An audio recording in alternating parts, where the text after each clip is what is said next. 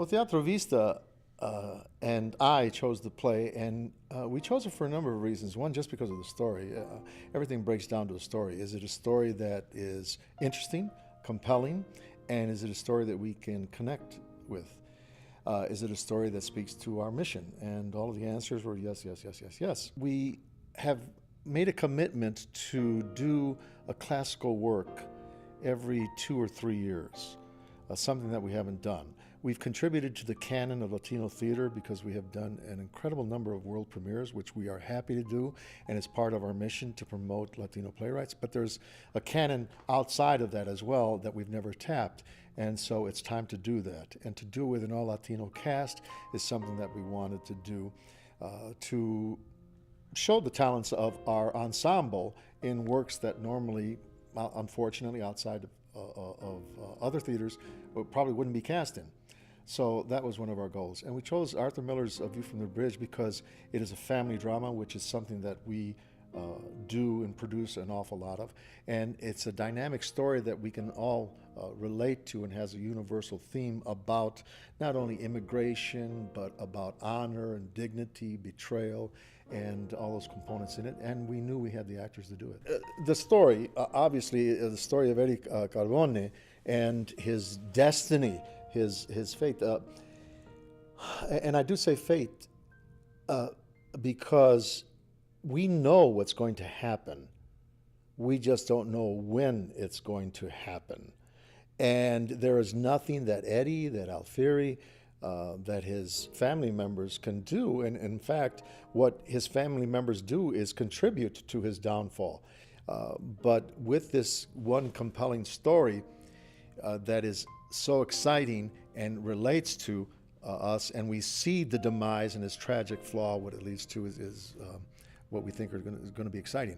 And then the fact that that we're all Latinos working on this production, principally, almost 100%, is something that we bring with our perspective, Latino perspective. Now, it is a tragedy. Arthur Miller set out to write a Greek tragedy, thus the narrator Alfieri.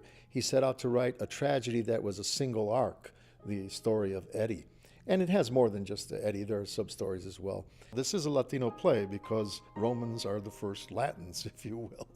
And also bringing in our perspective of family life and the Latino perspective, whatever that may mean, because we have Mexicans, Puerto Ricans, Colombians in the play. So it's a wide spectrum, and they're all going to bring in their insight to this story because it's a story that is familiar to all of us, one of betrayal, one of jealousy, one of honor, one of dignity, one of pride. Well, you know, there's that old adage of you don't choose your family. The family happens and the family is brought to you. In this case, Catherine is an orphan, and so she had one family. We don't know at what age her mother died, but it was at a very young age, and was raised by her aunt, Beatrice, and by her uncle, Eddie. But I've known many individuals who have inherited children through marriage, a divorce and then marriage, and they are 100% the parent of that child. My nephew in particular married someone who had a daughter, and he can't be any closer to her, even though they have another daughter between them, than he is to his natural daughter, as it were. So yes, I think that it's his daughter. Now, that presents an incredible challenge to them because legally he's not the father. And this is brought to his attention several times, in particular by Beatrice. She at one point says to Catherine, "He's not your father. He's not your father." And it's interesting because it seems like she's undermining, even though he is her father in every sense. He went to work every day. He took food out of his mouth, out of Beatrice's mouth to feed her, to get her educated, and they just love each other. They love being together and spending time together. And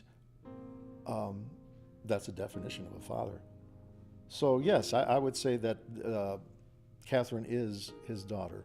And that's how he feels. And that's kind of what drives him, because I was talking about this earlier to a few of the cast members about how there are sexual undertones and incestual tones that the audience is free to interpret as they will. But there is also the loss of a daughter who is leaving the nest. Arthur Miller describes in one of his stage directions right before he answers Catherine, "Can I go to work?" "Yes, you can go to work," meaning that you are now a woman and you're leaving the nest, as it were. And Arthur Miller describes in his stage directions, and I'm not going to get this verbatim, but it's something about with all of the girlhood, babyhood, and years in his mind, he says yes to her, meaning that I'm losing you. And he is losing her. He's losing her initially to work, but then he's going to lose her to Rodolfo when he comes in. And that's a tough, tough, tough challenge for any parent to navigate. And that's what drives his obsession and becomes a obsession that leads to his downfall. There are many favorite scenes, and they're going to change. As one question that I like to ask actors is, what discoveries are you looking forward to? And you can't really answer that because it's not a discovery. You can't plan your discoveries. But there are so many there, and they just keep popping up to me. We just had our first read-through, and so many more came up. So let me just reference one that I found fun that I hadn't really acknowledged, and that was about coffee. When the submarines, the immigrants, Rodolfo and Marco come, they offer them coffee. And Catherine, the daughter-niece, is supposed to go get the coffee, but she's so excited by these new visitors that she can't seem to leave. And Eddie asks her, "Should you get in the coffee or not?" And nothing happens. They keep continuing. And we don't know if he's asking her out of jealousy and he sees a spark developing, or if he's just saying, "You're not being polite to our guests. Go get them." And it's beautiful because we don't know. And we'll leave it for the audience to determine. And Beatrice asks later on too, "So you getting the coffee? You haven't gotten the coffee yet." And she doesn't leave. And they continue visiting, and she becomes even more engaged and enamored of the excitement of new people in the house.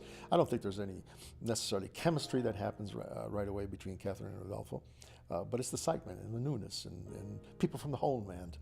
And the coffee is brought up even one more time, and Catherine doesn't budge, and Beatrice is the one that needs to go with it, go get the coffee after all. And I'm excited to play with that scene because Arthur Miller puts the questions about the coffee just in spots where it breaks the ice or challenges even more.